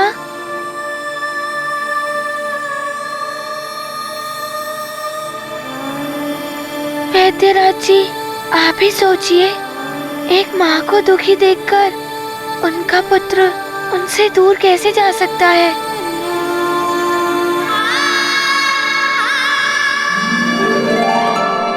देवी अंजना, समय हमारे जाने का हुआ है, हनुमान के जाने का नहीं।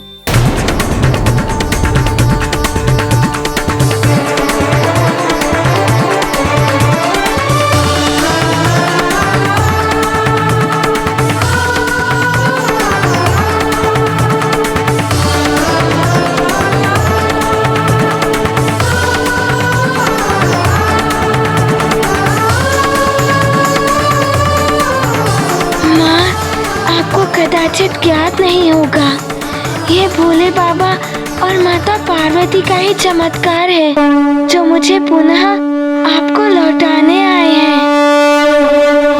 अपने परिवार के साथ मैं वैद्यराज पूर्ण प्रसन्नता के साथ स्वेच्छा से आज हनुमान का प्रतिदान हनुमान के परिवार को कर रहा हूं।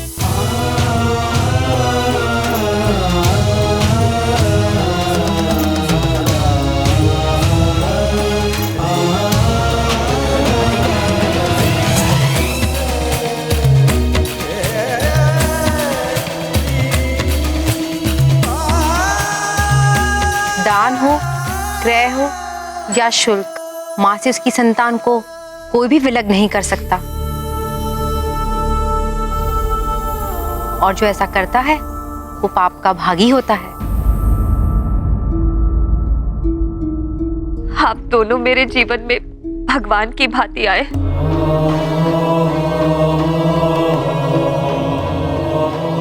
मेरे हनुमान की मनोदशा भी ठीक कर दी। हम सदैव आपके ऋणी रहेंगे। आपको शत शत नमन। आप दोनों को शत शत नमन। पुत्र,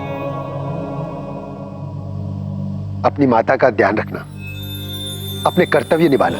किंतु हमें मत भूल जाना।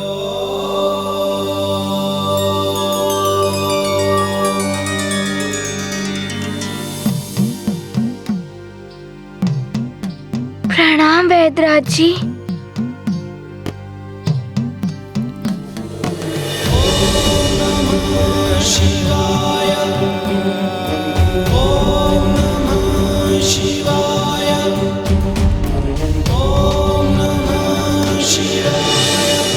आप दोनों को भूल जाना तो स्वयं को भूल जाने के समान है। मैं आपके घर आऊंगा आपकी सेवा करने। आपका पुत्र ही तो हूँ। आयुष्मान भव, कीर्तिमान भव।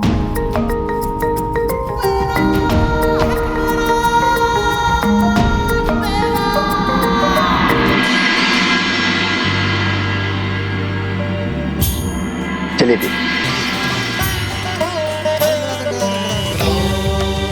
नमो शिवाय, नमो नमो नमो नमो।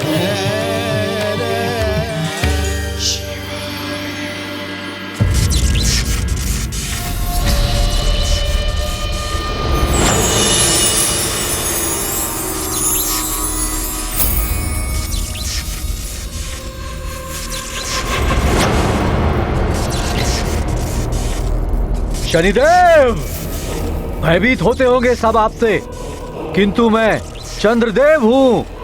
अमृत का संरक्षक मुझे यूं ही नहीं बना दिया गया। रक्षक, अमृत की सुरक्षा एवं तुम रक्षकों की सजगता में कोई कमी तो नहीं है? कदापि नहीं चंद्रदेव। आपकी अनुमति के बिना अमृत तो क्या, कोई इस कक्ष तक भी नहीं पहुंच सकता।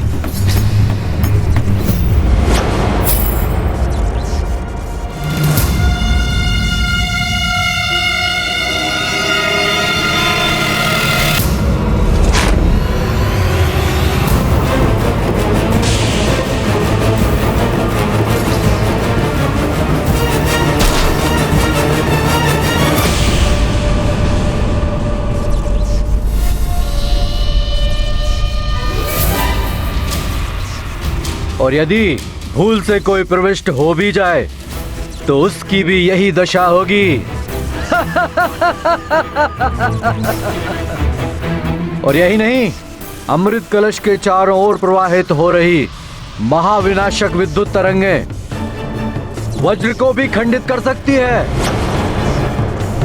काल के वशीभूत होकर ही कोई यहां पर आने की मूर्खता कर सकता है। शनिदेव, अमृत पूर्णतया सुरक्षित है मेरे संरक्षण में।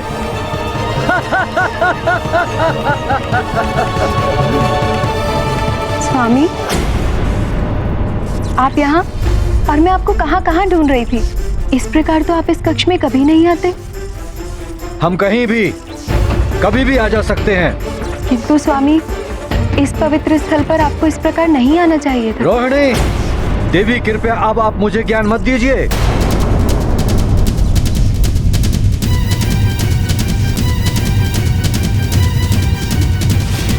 रुकिए स्वामी। स्वामी, पिताश्री ने अभिमंत्रित की हुई रत्न जड़ित अंगूठी आपके लिए भेजी है। ये आपको समस्त बुरे प्रभावों से रक्षित करेगी। भविष्य में आपकी ग्रह दशा पर पड़ने वाले शनिदेव के बुरे प्रभाव को भी ये नष्ट करेगी।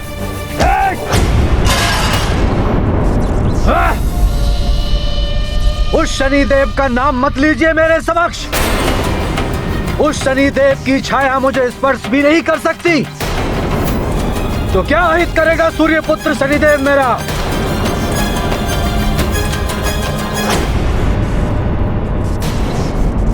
अब आप भी मुझे ज्ञान देने चली आई चित्रा।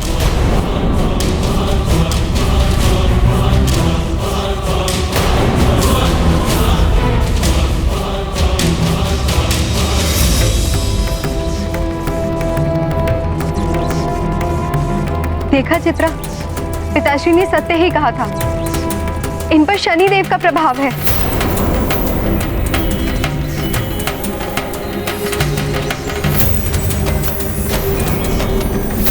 ये अच्छा नहीं हुआ रोहिणी। रोहिणी, अभी तो चंद्रदेव पर शनिदेव का सिर्फ आंशिक प्रभाव पड़ा है। जब पूर्ण शनि दशा पड़ेगी तो स्थिति और भी विकट हो सकती है। चंद्रदेव जैसे सौम्य एवं शांति प्रिय देवता का इस प्रकार रावण की ही भांति असुरीय व्यवहार करना तो अनुचित है। उन्होंने अपने ससुर महाराज दक्ष द्वारा भेजी गई अंगूठी का भी अपमान कर दिया। शनिदेव के प्रभाव से चंद्रदेव का समय प्रतिकूल हो गया था। ऐसा समय हर मनुष्य के जीवन में आता है। ऐसे प्रतिकूल समय में मनुष्य को विचलित हुए बिना अपने मन मस्तिष्क को शांत रखकर समस्या का समाधान ढूंढना चाहिए।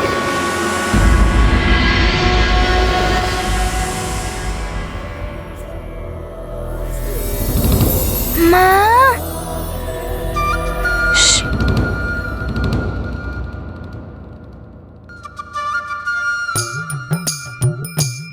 हनुमान, भूख लगी है? हाँ, भूख तो लगी है। पूजा समाप्त होने दीजिए, तब तक मैं प्रतीक्षा कर लूंगा।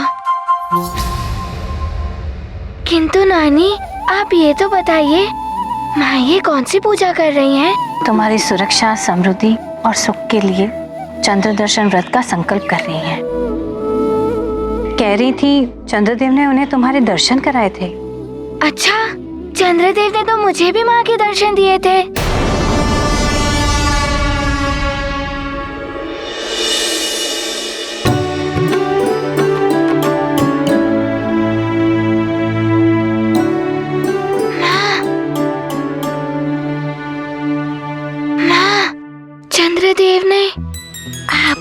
मुझे भी दर्शन करवाए थे, किंतु आज तो त्रयोदशी है। आप व्रत क्यों रख रही हैं? ये व्रत आज से परसों पूर्णमासी तक चलेगा। ये विशेष महापूर्णिमा की रात्रि 108 वर्षों पश्चात आ रही है। ऐसा माना जाता है कि महापूर्णिमा पर चंद्रदेव सारे जगत पर अमृत की वर्षा करते हैं, किंतु इस पूर्णमासी पर ग्रह योग के अनुसार चंद्रदेव पर शनिदेव की दशा आरंभ हो रही है। इस व्रत से तुम्हारी सुख और समृद्धि तो होगी ही, चंद्रदेव को भी पुष्टि प्रदान होगी। महारानी जी, अब आप अपनी अंजलि आगे कीजिए।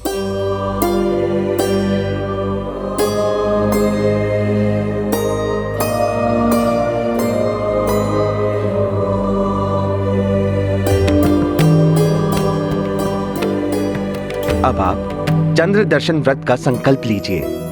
मैं जो कहूंगा आप उसे दोहराइए। मैं देवी अंजना चंद्र दर्शन व्रत का संकल्प लेती हूँ। चंद्र दर्शन व्रत का संकल्प लेती हूँ। आज त्रयोदशी, कल चतुर्दशी एवं पूर्णिमा को सारा दिन व्रत रखूंगी। एवं प्रत्येक दिन चंद्र दर्शन के पश्चात ही अन्न जल का ग्रहण करूंगी। मेरा ये व्रत पूर्णिमा को चंद्र दर्शन के पश्चात ही पूर्ण होगा।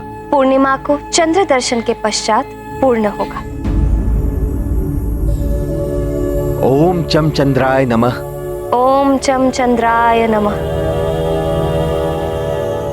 सामग्री यहाँ डाल दीजिए।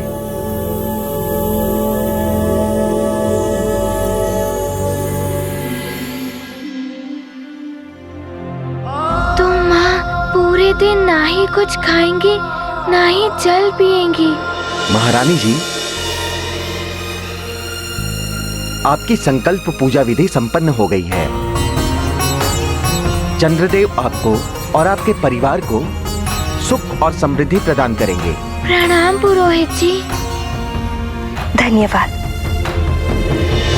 आप लोग दक्षिणा और भोजन ग्रहण कर ही जाइएगा। अवश्य। माँ, आपका कल्याण हो युवराज। हनुमान उपवन में चलो, फल खाएंगे। हाँ हनुमान, बहुत दिनों पश्चात आज क्रीड़ा में आनंद आएगा। माँ, मैं जाऊं? भोजन तो कर जाओ। आप तो मेरी भलाई के लिए सारा दिन व्रत रखेंगी, मैं कैसे कुछ खा पाऊंगा? माँ, मुझे भूख नहीं है, मैं जाऊं? ठीक है जाओ, किंतु दूर मत जाना। अच्छा माँ। शीघ्र आ जाना पुत्र। हनुमान, अरे ये कहाँ चला गया? अभी तो कह रहा था कि भूख लगी है। बच्चे हैं माँ, क्रीड़ा के समय भूख प्यास सब भूल जाते हैं।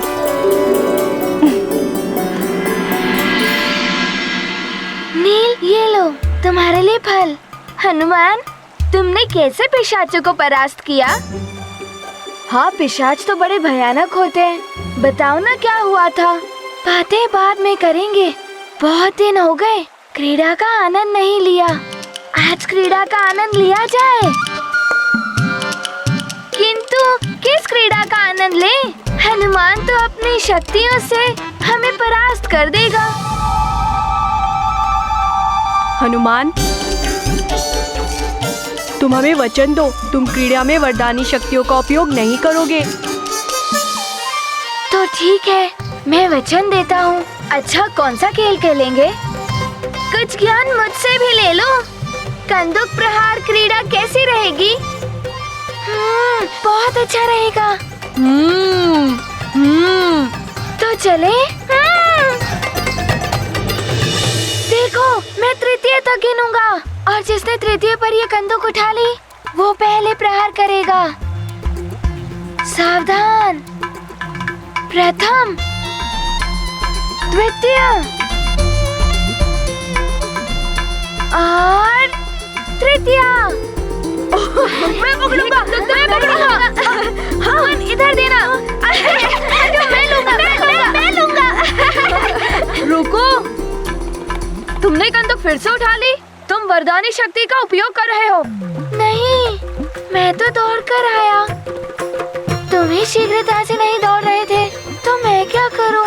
अच्छा, तो तुम किसी और पर प्रहार करो तो मैं भी दौड़ सकूं। फिर देखते हैं ये कंदूक पहले तुम उठाते हो या मैं उठाता हूँ। अच्छा, तो ऐसा है।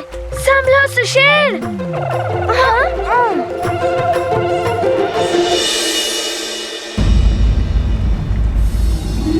प्रणाम महाराज।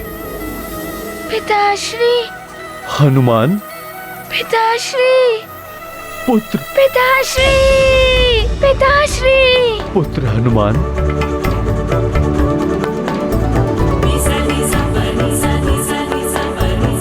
पुत्र हनुमान। पिताश्री।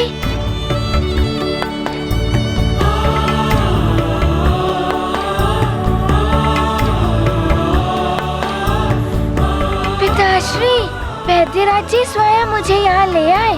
हाँ पुत्र, ये तो बड़ा उपकार है वैद्यराज जी का, जो उन्होंने मेरा पुत्र और सुमेरु का राजकुमार लौटा दिया।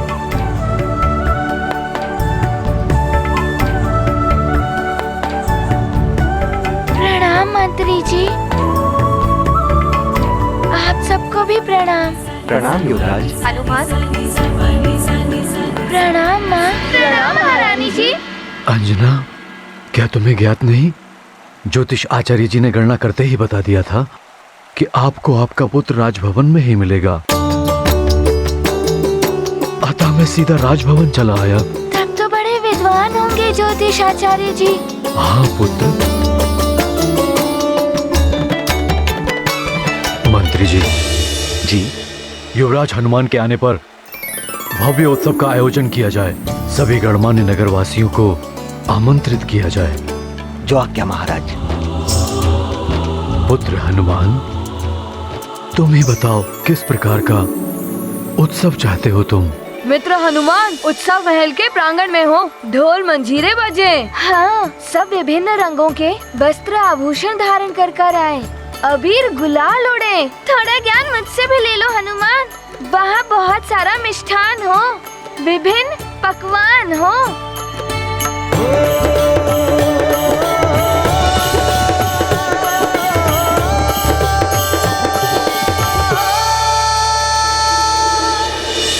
बैठिए, मैं आपको भोजन परोसता हूँ।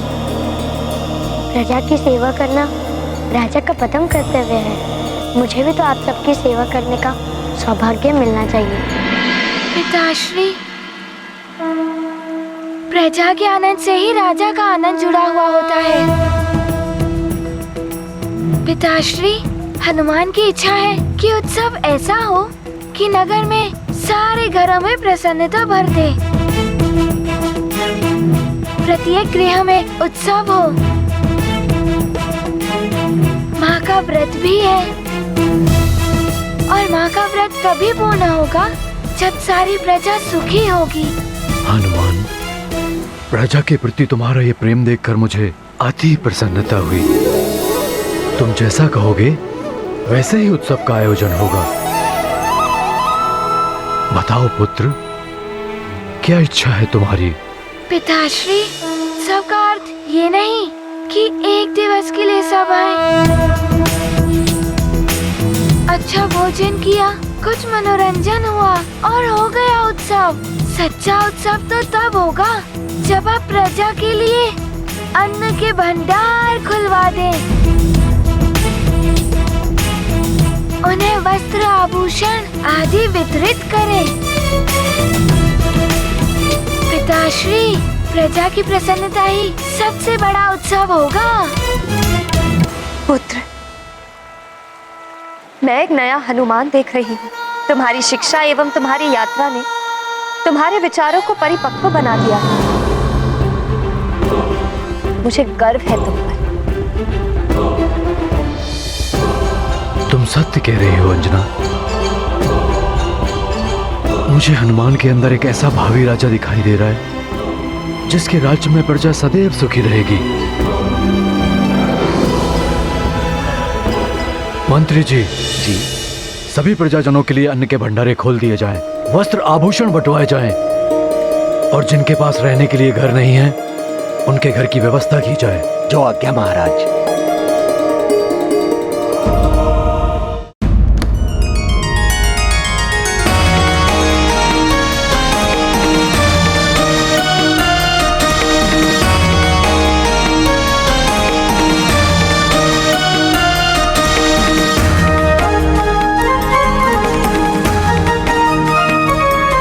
अनुचरों, ये अन्न वस्त्र आदि सुमेरु नगर के हर घर में वितरित किया जाए। जो निर्धन है या जिन्हें इसकी आवश्यकता है, हर घर में आनंद उत्सव होना चाहिए।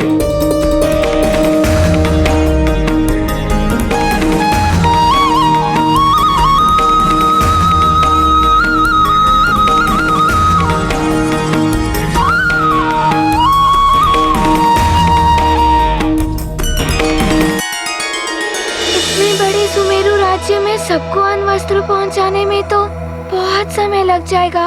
मंत्री जी, मैं भी इस कार्य में सहायता करूंगा। आप युवराज?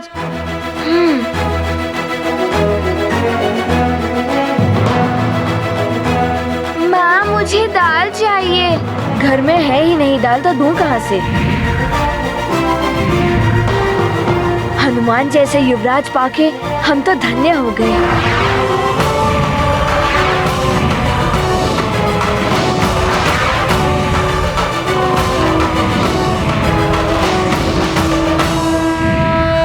मारुति करते सबकी सहाय, मन में भरे महाकरुणाय। अपनी प्रजा का रखते मान, महाकृपालु वीर हनुमान। सबको मिले द्रव्य और धन, हर्षित रहे सकल प्रजाजन। सुख दे दाता सुख के धाम, जय जय हनुमत बल के धाम। ये गाथा महाबली हनुमत की, रुचिकर लीला राम भगत की। जय जय जय रघुनंदन राम, जय जय जय महाबली हनुमत।